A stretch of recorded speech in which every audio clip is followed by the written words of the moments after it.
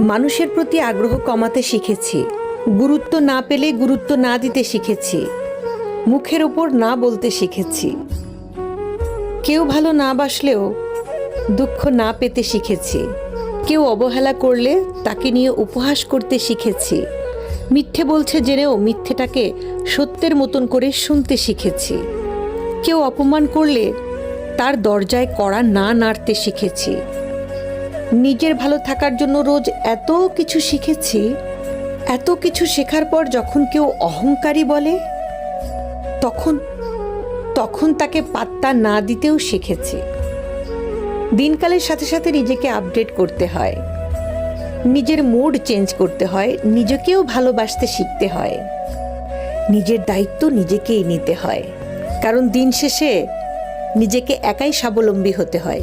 কে কি ভাবলো, কে কি বলল, এর চেয়ে বড় কথা হচ্ছে